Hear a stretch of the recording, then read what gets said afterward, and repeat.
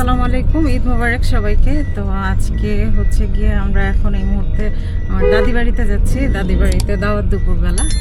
তো হচ্ছে সকাল থেকে কি কি করেছি সেটা দেখতে হলে ভিডিওটা আমি আবার শুরু থেকে স্টার্ট করছি, আপনারা পুরোটা দেখে নেবেন।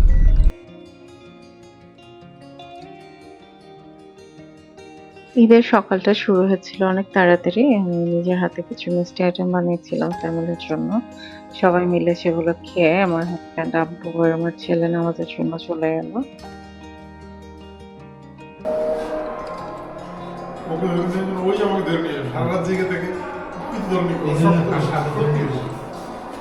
নামাজ থেকে ফিরে আসার পর প্রথমে সবাইকে সালাম করা হলো। আমি আমার হাজব্যান্ডকে আর আম্মুকে সালাম করলাম। এরপর আমাদের ছেলে আমাকে সালাম করলো। এরপর এখন আমরা সবাই একসাথে নাস্তা করবো। নাস্তা করে এখন রেডি হয়ে যাব।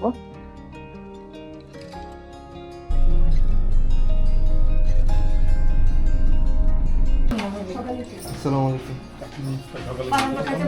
আমাদের সালাম দিল।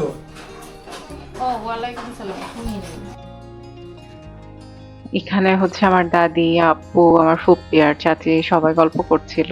তারপর হচ্ছে বিকেলে নিচে চলে গেলাম একটু ঘোরাঘুরি করতে। এই জায়গার পরিবেশটা এত সুন্দর যে আপনার সারাদিন ঘুরলেও হচ্ছে গিয়ে বোর লাগবে না। তো আমি একটু ঘুরে বেড়াচ্ছিলাম, তারপর কিছু ছবি তুললাম কাজিনদের সাথে। এই তো এখন হচ্ছে আমরা সন্ধ্যার দিকে চলে এসেছি আমার ছোট চাচার বাসায়, যেহেতু আমাদের রাতে দাওয়াত এখানে।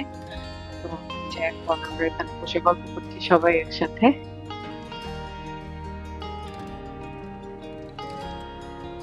এই রুমে হচ্ছে আমার আব্বু, চাচা, আমার মেজো চাচি আর আমার বাবা বসা ছিল। এর মধ্যে চাচি খাবার দিয়ে দিচ্ছে, অনেক মজার মজার খাবার দেখতে পাচ্ছি, কিন্তু এটা একদম জায়গা নাই। এখন পেটে জায়গা নাই, তারপরে জোর করে খেতে হলো। তো এখন হচ্ছে আমার কাজিন আমাকে মেহেদি দিয়ে দিচ্ছে, কারণ হচ্ছে আমি সময় পাইনি কাজের জন্য, তাই মেহেদি দেওয়া হয়নি। তো আর আম্মু, আমার ছেলে, আমার কাজিন গল্প করছিল ওই রুমটাতে। তো এই তো আমার ঈদটা এরকম খুব সিম্পলই ছিল। আর আপনাদের কার ঈদ কেমন কাটলো অবশ্যই কমেন্টে জানাতে ভুলবেন না।